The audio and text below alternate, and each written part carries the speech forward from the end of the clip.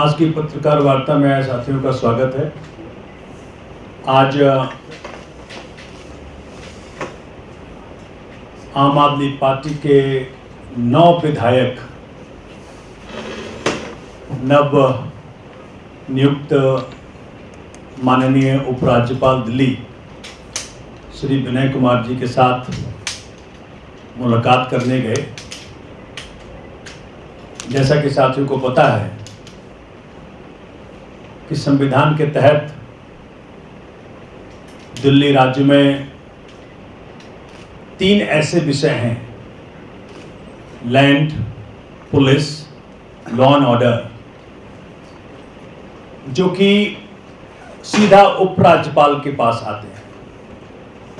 उसके अलावा जितने भी सब्जेक्ट मैटर्स हैं वो अन्य राज्यों की तरह दिल्ली के चुने हुए मुख्यमंत्री, सबसे लोकप्रिय मुख्यमंत्री माननीय केजरीवाल जी के पास आते हैं।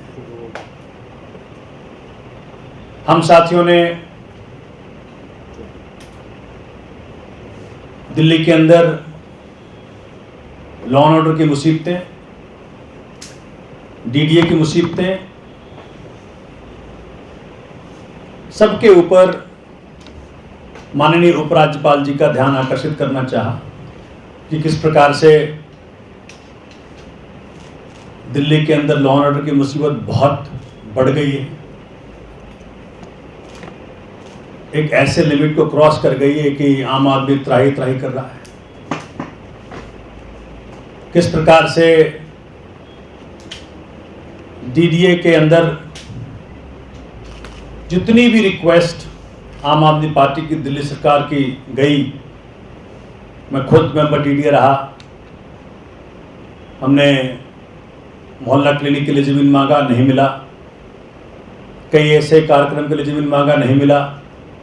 तो किस प्रकार से डीडीए भी दिल्ली वासियों की आशाओं के अनुरूप नहीं उतर पाया, इस बात का संज्ञान माननीय एलजी साहब को दिया। आजकल जिस प्रकार से एमसीडी का चुनाव जो अप्रैल में होना था,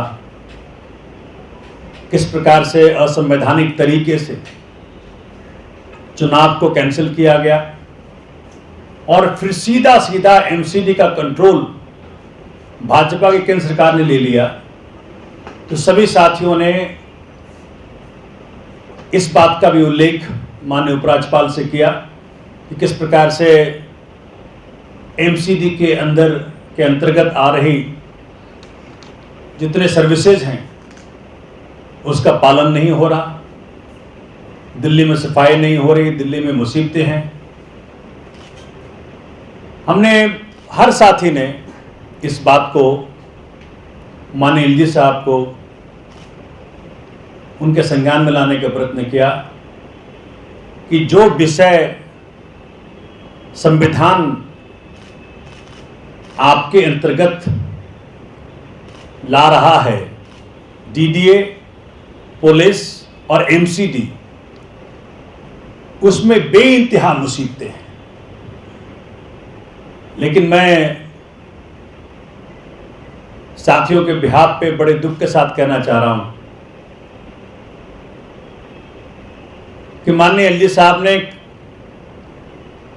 करीब करीब हर विधायक साथी को यह कहा कि सिर्फ 3 ही सब्जेक्ट हमारे पास नहीं है, पूरी दिल्ली हमारी है। तो इस प्रकार का स्टेटमेंट, इस प्रकार का वक्तव्य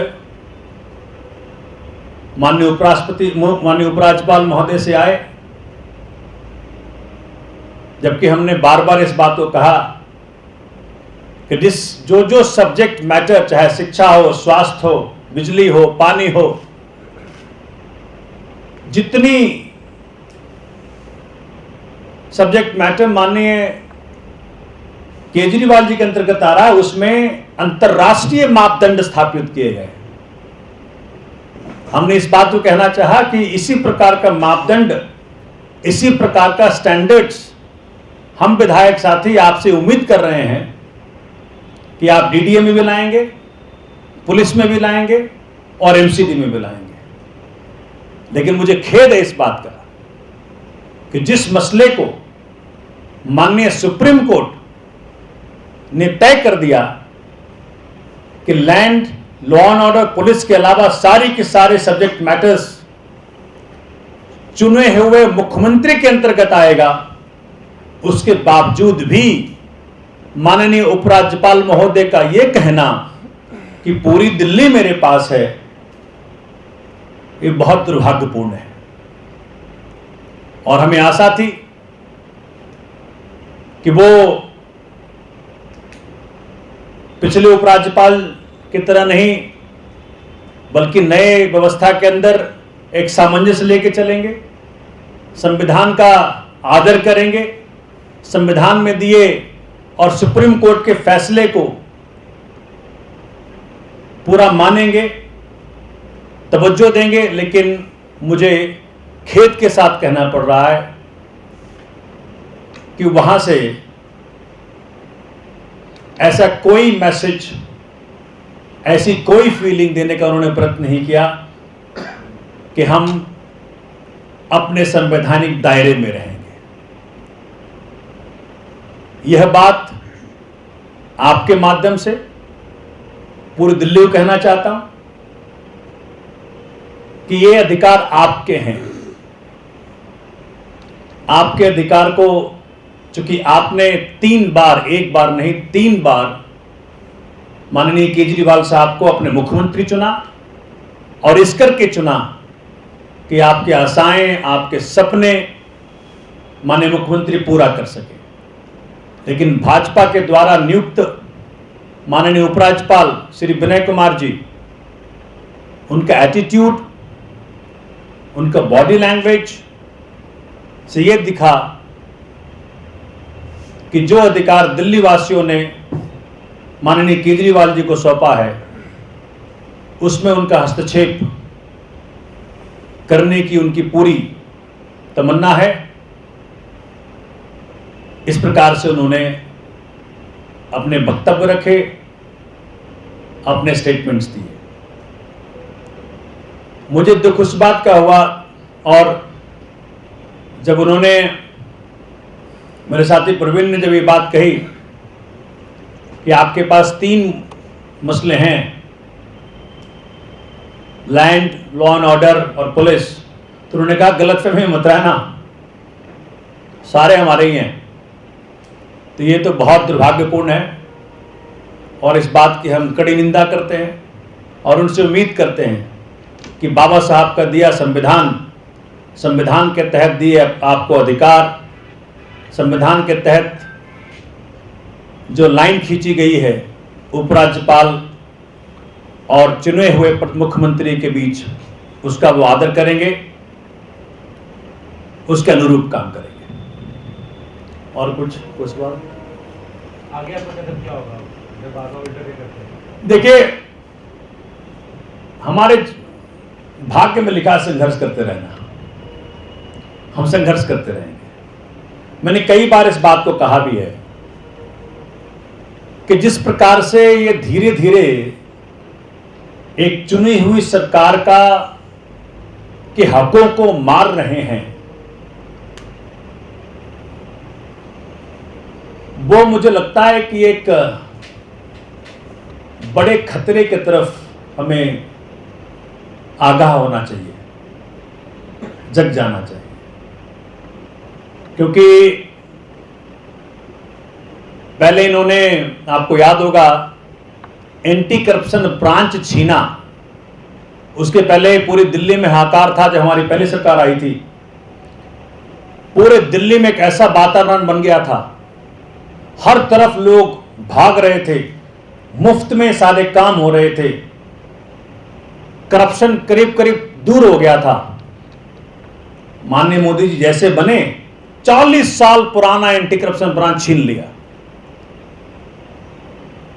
मुझे बहुत दुख हुआ था जब एक करप्ट, एक रंगे हाथ पकड़ा कांस्टेबल के साथ केंद्र सरकार खड़ी हो गई थी उसको बचाने के लिए। फिर इन्होंने सर्विसेज छीन लिया, फिर एमसीडी छीन लिया, और अगर ये जारी रहा तो कल को संविधान भी हटा देंगे ये, और अपने आप को ये किंग साबित कर देंगे। तो मुझे लगता है कि हम सब देशवासियों को, दिल्ली वासियों को आने वाले खतरे की तरफ जग जाना चाहिए। जो एटीट्यूड दिखा माननीय उपराज्यपाल में, वो ये दिखा कि संविधान की जो खिंची हुई लकीर है उसको शायद ये नहीं मानना चाहते। धन्यवाद। पिछली जो लक्ष्मण रेखा है वो सुप्रीम कोर्ट ने खींची थी, इस बार भी आप उनसे उम्मीद रखते हैं उसको लाने जा रहे हैं? देखिए, माननीय उच्चतम न्यायालय ने जो रिलीफ हमें दी थी और साफ साफ ये बात कह दी थी कि 3 विषयों के अलावा किसी और विषय पे माननीय मुख्यमंत्री ही आधिकारिक रूप में मुखिया होंगे, उन्हीं का फैसला मान्य होगा। तो इसका तो हम सबको, चूंकि उसके ऊपर तो कुछ है नहीं, तो मुझे लगता है जो लकीर सुप्रीम कोर्ट ने कंफर्म की, जो संविधान के द्वारा खींची गई लकीर हो, तो उसका आदर सबको करना चाहिए।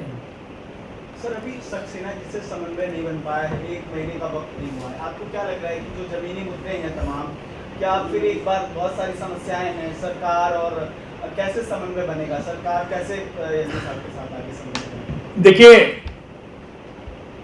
इस सक्सेना साहब की बात नहीं है। सक्सेना साहब तो जब तक ऑफिस में हैं, जब तक वो अपने आकाओं का कहना मान रहे हैं, तो उनके आकाओं ने जो कहा होगा उनको, उसको कार्यान्वयन करेंगे। तो मुझे लगता है कि हम सब यहाँ पे किसी को फेवर नहीं कर रहे हैं, हम सब संविधान का आदर करते हुए अपने अपने दायरे में रहें। हम यहाँ पे जो दिल्ली की जनता ने संविधान के दायरे में माननीय मुख्यमंत्री श्री अरविंद केजरीवाल जी को ताकत दी, वो ताकत संविधान की दी गई ताकत है। उसको किसी भी पार्टी को किसी भी तरीके से नीचा नहीं दिखाना चाहिए, उसका अनादर नहीं करना चाहिए। उसी प्रकार से उसी संविधान ने पुलिस, डीडीए और लॉ एंड ऑर्डर की जो दायित्व सौंपा है माननीय उपराज्यपाल महोदय को, मुझे लगता है कि उसे तंदुरुस्त करने में वो लगे। जिस प्रकार से पूरे विश्व में केजरीवाल जी के शिक्षा का मॉडल, स्वास्थ्य का मॉडल चर्चा है, तो कुछ उससे सीखना चाहिए कि पुलिस में भी ऐसे मापदंड स्थापित किए जाए, लैंड में किए जाए, लॉ एंड ऑर्डर में किए जाए, एमसीडी में किए जाए। तो यही आशा है हमसे। धन्यवाद।